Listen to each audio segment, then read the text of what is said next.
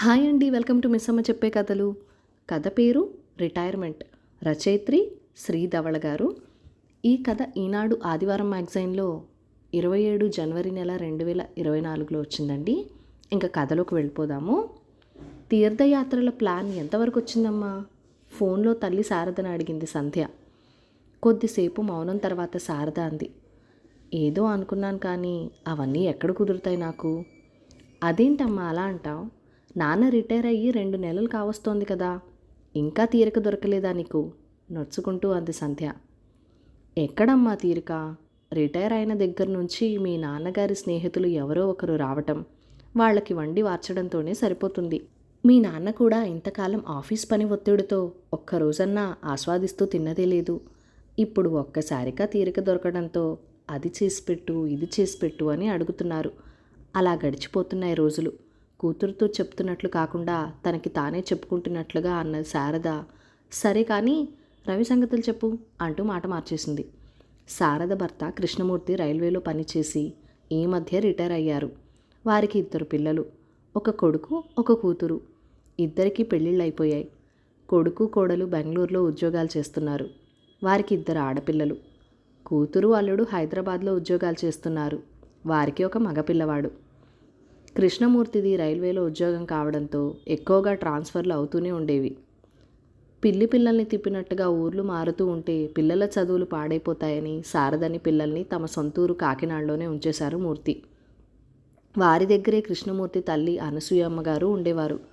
ఏదైనా ఉద్యోగం చేస్తే వేడినీళ్ళకి చన్నీళ్ళలా ఉంటుందని ఉద్యోగానికి ప్రయత్నించమని ప్రోత్సహించాడు మూర్తి.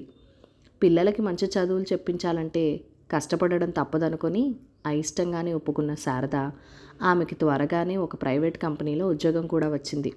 ఇక అప్పటి నుంచి జీవితం ఉరుకుల పరుగుల మీదే సాగినట్టు తోచింది శారదకి. రోజు పొద్దున్నే పిల్లల్ని తయారు చేసి వంట చేసి అందరికీ బాక్సులు సర్ది అత్తగారికి అన్నీ సిద్ధంగా పెట్టి ఆఫీస్కి వెళ్ళేది. సాయంత్రానికి ఇంటికి వచ్చేటప్పటికి ఇంటికి కావలసిన సరుకులు కూరగాయలు కూడా తెచ్చుకోవటం, రాత్రి వంట పని ఆమె దినచర్య అయిపోయింది. అత్తగారు కొంతకాలానికి గతించారు. ఆ తర్వాత కొడుకు పెళ్ళి, మరో 2 ఏళ్లకి కూతురు పెళ్ళి చేశారు. కూతురు సంధ్య పురిటికి కాకినాడ వచ్చే నాటికి శారద ఉద్యోగం మానేసింది. ఇంకా పని చేసే ఓపిక లేక. పిల్లాడికి 3 నెలలు వచ్చాక సంధ్య హైదరాబాద్ వెళ్ళిపోయింది. ఆ తర్వాత మూర్తి పని చేస్తున్న చెన్నైకి మగం మార్చేసింది శారద. ఎన్నో సంవత్సరాల తర్వాత అమ్మా నాన్న కలిసి ఉండబోతున్నారని పిల్లలిద్దరూ చాలా సంతోషించారు. మూర్తి రిటైర్ అయ్యాక ఈ మధ్యనే ఇద్దరూ కాకినాడ చేరారు. శారదా మూర్తి చెన్నైలో ఉండగా ఒకరోజు సంధ్య తల్లిని అడిగింది, నాన్న ఇంకా రిటైర్ అవుతారు కదమ్మా, అప్పుడంతా ఖాళీనే కదా మీ ఇద్దరికి, ఏం చేస్తారు అని. శారద ఎంతో ఉత్సాహంతో చెప్పింది, నేను ఎదురు చూస్తున్నది దానికోసమేనే. ఇంతకాలం బాధ్యతలతో ఏమీ చేయలేకపోయాం. ఇప్పుడు ఉద్యోగ బాధ్యతలు లేవు, పిల్లల బాధ్యతలు లేవు. అందుకే నాకు తీర్థయాత్రలు చేయాలనుంది. యూట్యూబ్లో చూసి వెళ్లాల్సిన ఊర్లన్నీ ఓ లిస్టు రాసుకున్నాను కూడా. ముఖ్యంగా ఎప్పటి నుంచో మధుర చూడాలని నా కోరిక. తల్లి ఉత్సాహం చూసి సంధ్యకి కూడా ఆనందం కలిగింది. ఆ విషయం గురించి ఇప్పుడు అడిగితే అలా పొడిగా సమాధానం ఇచ్చింది తల్లి. ఇన్ని సంవత్సరాలకి తనకి నచ్చింది చేస్తోందనుకుని సంతోషపడితే ఇలా మాట దాటేసింది ఏంటి అని బాధపడింది సంధ్య. ఏంటి, మీ చెల్లెలింటికి వెళ్తావా? 20 రోజులు ఎందుకు అన్నట్టు అడిగాడు మూర్తి భార్యను. మా చెల్లెలు కూతురు చిత్ర ఉంది కదా, దానికి పాప పుట్టింది ఈరోజే. మా చెల్లి రమ్మంది కాస్త సాయానికి. చంటి పిల్లతో చేసుకోవాలంటే దానికి భయంగా ఉందట.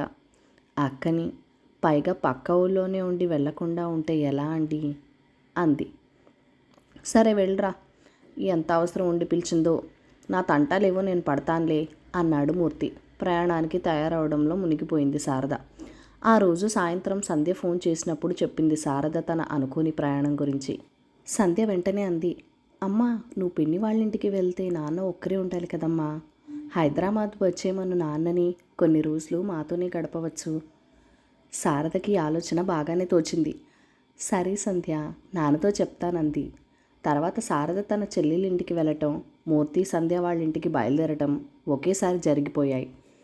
ఏంటమ్మా నువ్వొచ్చావు స్టేషన్కి? సాగర్ లేడా అడిగాడు మూర్తి తనను తీసుకెళ్ళటానికి వచ్చిన కూతురుని చూసి. ఇంట్లోనే ఉన్నాడు నాన్న, నేనే మీకు నా డ్రైవింగ్ చూపించాలని వచ్చాను నవ్వుతూ చెప్పింది సంధ్య. వాళ్ళిద్దరూ మాట్లాడుకుంటూ ఇల్లు చేరేసరికి ఉదయం 6 అయింది. ఫ్రెష్ అయ్యారండి నాన్న, కాఫీ ఇస్తాను అంది సంధ్య. సంధ్య ఇచ్చిన కాఫీ తాగి పేపర్ చదువుతూ కూర్చున్నాడు మూర్తి. సంధ్య వంట పనిలో పడింది. 7 కొట్టేసరికి సాగర్ లోపల నుంచి పిలిచాడు, సంధ్య కాఫీ అని. వస్తున్నా అంటూ కాఫీ కలిపి లోపలికి తీసుకెళ్ళింది. ఓ పావుగంట తర్వాత రవిని లేపి బ్రష్ చేయించి బయటికి తీసుకొచ్చింది. వాడు మూర్తిని చూడగానే, హాయ్ తాతయ్య, ఎప్పుడొచ్చావు అన్నాడు సంతోషంగా. పొద్దున్నే వచ్చానురా, నీకు సర్ప్రైజ్ ఇవ్వాలని నీతో చెప్పలేదు మమ్మీ అన్నాడు వాడిని ఒళ్ళో కూర్చోబెట్టుకుంటూ. అవునా, నేను చాలా సర్ప్రైజ్ అయ్యాను అన్నాడు రవి సంతోషంగా. ఈ లోపల సంధ్య రవికి పాలు తీసుకొచ్చి, రవి పాలు తాగు, స్నానం చేసిరా త్వరగా, తాతయ్యతో సాయంత్రం ఆడుకుందు కానీ అంది.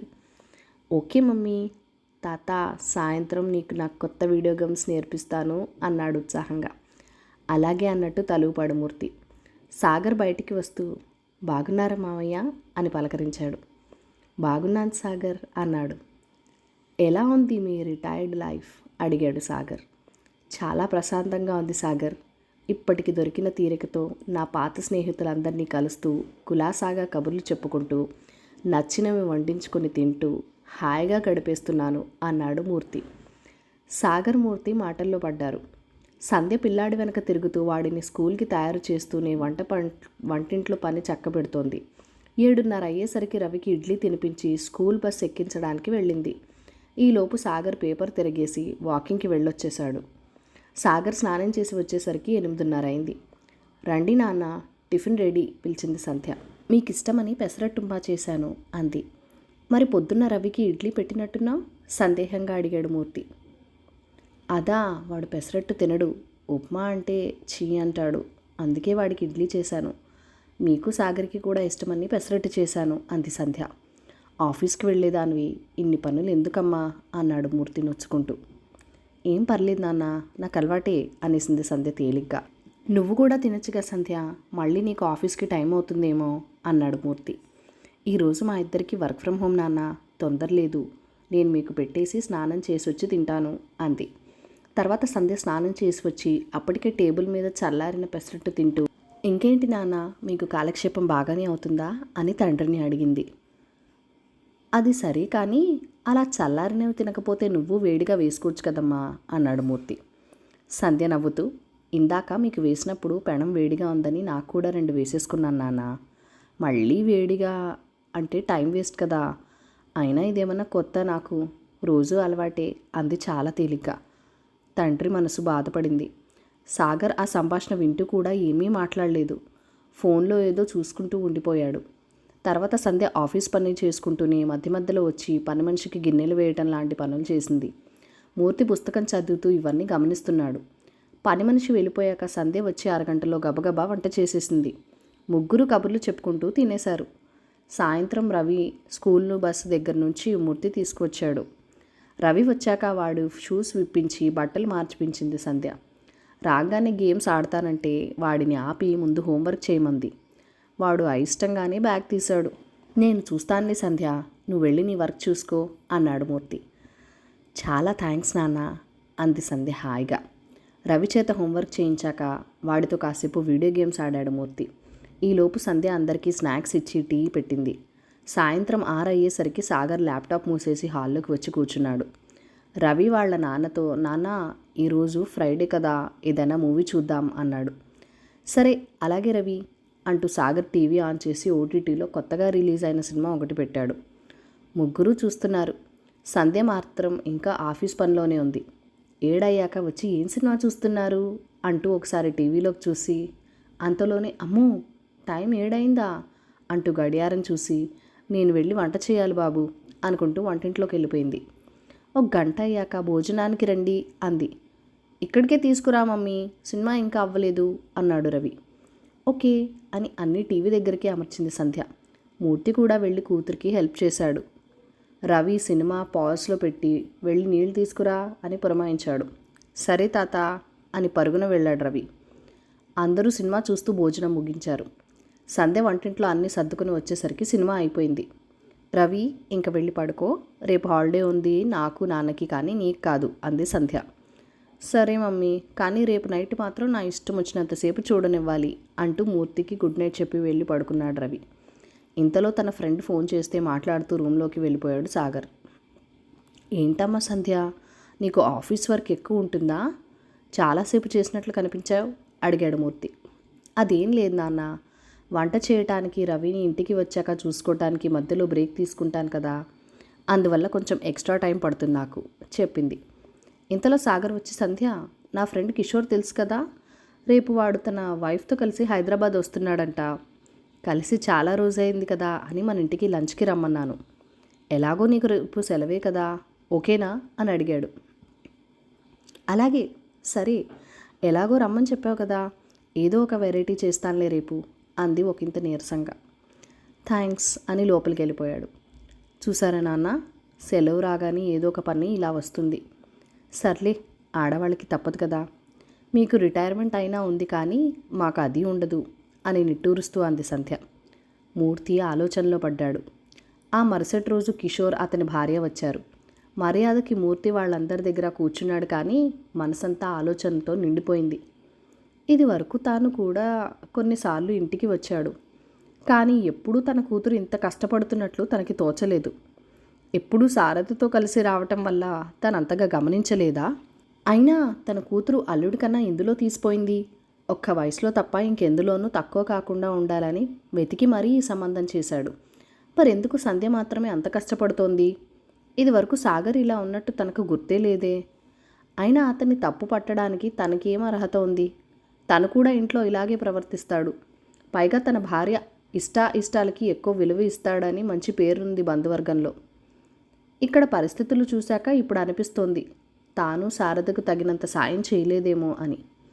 అవును, తాను ఎప్పుడూ శారదకి ఇంటి పనులో సాయం చేయలేదు. శారద ఎప్పుడు అడగలేదు మరి అతనిని. ఇప్పుడు సంధ్య అయినా సాగర్ని ఒక్క మాట కూడా అనడం లేదు కదా. కానీ ఒక తండ్రిగా తన కూతురి కష్టం తన కళ్ళకి కనబడింది. కానీ తనలో ఇన్ని సంవత్సరాలు కష్టంలోనూ సుఖంలోనూ సహచర్యం చేసిన శారద కష్టం తనకెప్పుడూ కనబడలేదు. ఇంత చిన్న విషయం ఇంతవరకు తన గ్రహింపుకు రానందుకు చాలా సిగ్గుపడ్డాడు. అక్కడ ఉన్నన్ని రోజులు సంధ్యకి తనకి చేతనైన సహాయం చేస్తూ వచ్చాడు. ఒకరోజు సంధ్య అడిగింది, నాన్న, ఇక మీకు ఆఫీస్ లేదు కదా, ఏమైనా గుళ్ళు గోపురాలు చూసి రావచ్చు కదా, అమ్మకి ఎప్పటి నుంచో కోరికగా ఉంది అని. అవునా, అమ్మ వెళ్ళాలనుకుందా అడిగాడు మూర్తి. అనుకోవడం ఏంటి నాన్న, మీరు రిటైర్ అయ్యాక ఎక్కడికి వెళ్ళాలో ఒక పెద్ద లిస్టే రాసి పెట్టుకుంది కూడా. అందులో మొదటిది మథుర అని చెప్పింది నవ్వుతూ. ఇంత కథ ఉందా, నాతో మాట మాత్రం కూడా చెప్పలేదు అన్నాడు నిష్ఠూరంగా. ఈ మధ్య కదా నాన్న మీకు తీరిక దొరికింది, అందుకని మీ స్నేహితుల్ని కలుస్తూ ఎంజాయ్ చేస్తున్నారని ఊరుకుందమ్మ. అయినా ఎప్పుడు చెప్పదు కదా తన మనసులోని కోరికలు అంది సంధ్య. పోన్లే, నాతో చెప్పి మంచి పని చేశావు. వచ్చే నెలలో మా ఇద్దరికి మథుర వెళ్ళటానికి టికెట్స్ బుక్ చేస్తాను, అమ్మతో అప్పుడే అనకు, సర్ప్రైజ్ అన్నాడు మూర్తి. చిన్నపిల్లాడిలా చెప్తున్న తండ్రికేసి అలాగే అన్నట్టు తలూపింది సంధ్య. శారద ఇంటికి వచ్చే రోజు తనకంటే ముందు మూర్తి ట్రైన్ దిగాడు. శారద వచ్చే సమయానికి తనకి వేడిగా కాఫీ చేసి ఇవ్వాలని అనుకుంటూ దారిలోనే పాల ప్యాకెట్ కొని ఇంటికి వెళ్ళగానే ముందు డికాషన్ వేసి అప్పుడు స్నానానికి వెళ్ళాడు. శారద లోపలికి వస్తూనే, ఎన్నింటికి వచ్చారండి అంటూ వచ్చింది. నేను 6ంటికే వచ్చానులే, నువ్వు వెళ్ళి కాళ్ళు చేతులు కడుక్కోరా, మంచి కాఫీ ఇస్తాను అన్నాడు. శారద ఆశ్చర్యంగా, అబ్బో మీరు పెట్టారా అంది. ఏం, నాకు రాదనుకున్నావా? ఇంతవరకు అంతా నేనే చూసుకోలేదా ఏంటి అన్నాడు కినుకుగా. రాదని కాదు అని ఆపేసింది శారద. కాఫీ తాగుతూ విశేషాలు మాట్లాడుకున్నారిద్దరు. నీకో సర్ప్రైజ్ అన్నాడు మూర్తి. ఏంటండి, ఈరోజు అన్నీ కొత్తగా అంటూ నవ్వేసింది శారద. జీవితంలో కొత్త పాఠాలు నేర్చుకున్నప్పుడు మనం కొత్తగా మారుతూనే ఉంటాం కదా, అది ఏ వయసుకైనా వర్తిస్తుంది. సంధ్య వాళ్ళ ఇంటికి వెళ్ళి చూశాక నాకు నీ కష్టం అర్థమైంది. ఇంతకాలం కేవలం నా కళ్ళలోనే చూశాను, కానీ ఇప్పుడు మనసుతో చూస్తే అర్థమైంది. ఇంటి పనులు ఆఫీస్ పనులతో నువ్వెంత కష్టపడుతున్నావన్న విషయం అన్నాడు. ఏంటో చాలా కొత్తగా మాట్లాడుతున్నారు. నేను కష్టపడ్డాను నిజమే, కానీ అదంతా మన కుటుంబం కోసమే కదా. మీరు మాత్రం కుటుంబానికి దూరంగా ఉండి కష్టపడలేదా అంది శారద. అవును శారద, అందుకే నాకు రిటైర్మెంట్ ఉంది, కానీ నీకు అది కూడా లేదు. అందుకే ఇక నుంచి మనిద్దరం పనులు పంచుకుంటూ మనం గతంలో టైం లేక చేయలేకపోయిన పనులన్నీ చేసేద్దాం ఇప్పుడు, సరేనా అన్నాడు మూర్తి. బాగానే ఉంది, అంతకంటే ఇంకేం కావాలి? ఇంతకీ ఆ సర్ప్రైజ్ ఏంటో చెప్పండి అంది శారద కుతూహలంగా. మనం మధుర వెళ్ళటానికి టికెట్స్ తీసుకున్నాను అన్నాడు మూర్తి మెరిసే కళ్ళతో. అవునా, సంధ్య చెప్పిందనమాట మీకు అంది శారద ఆనందంగా. అవును, నీ లిస్ట్ ఇప్పటికైనా నాకు చూపిస్తావా? నేను కూడా మంచి భర్త అవడానికి ప్రయత్నిస్తూ ఉంటాను అన్నాడు మూర్తి ఆట పట్టిస్తూ. ఊరుకోండి, ఇప్పుడు మీరు మంచివారు కాదని ఎవరన్నారు అంటే నవ్వేసింది శారద. మొత్తానికి నన్ను విలన్ని చేసి మీ నాన్నగారికి సినిమా చూపించావు అన్నాడు సాగర్ చపాతీలు ఒత్తుతూ. సినిమా కాదు, మా అమ్మ మనసు ఆయనకు అర్థమయ్యేలా చూపించాలనుకున్నాను అంతే. మా నాన్న చాలా మంచివారు, కానీ భార్య చెప్పకుండా తన మనసులో మాట తెలుసుకునే అంత తెలివితేటలు లేవు. మా అమ్మేమో బయటికి చెప్పదు, అందుకే ఈ చిన్న నాటకం అంది చిన్నగా నవ్వుతూ. అయితే మాత్రం ఇప్పుడు వాళ్ళిద్దరూ నన్ను తిట్టుకుంటూ ఉంటారు నిన్ను కష్టపెడుతున్నందుకు అన్నాడు బాధ నటిస్తూ. అయితే ఈసారి మా అమ్మ నాన్న వచ్చినప్పుడు వంట మొత్తం నువ్వే చెయ్యి, నేనేమీ అడ్డు చెప్పను అంది సంధ్య కళ్ళెగరేస్తూ. నా వంట తిన్నారంటే ఎప్పటికీ క్షమించరు నన్ను అన్నాడు సాగర్. ఇద్దరూ నవ్వుకున్నారు పెద్దగా. కథ సమాప్తం. ఈ కథ మీకు నచ్చినట్లయితే కనుక లైక్ చేయండి, షేర్ చేయండి, మన ఛానల్ని సబ్స్క్రైబ్ చేసుకొని మీ సపోర్ట్ ఇవ్వండి. మీ అమూల్యమైన ఫీడ్బ్యాక్ అండ్ సజెషన్స్ నాతో కామెంట్ సెక్షన్లో షేర్ చేసేయండి.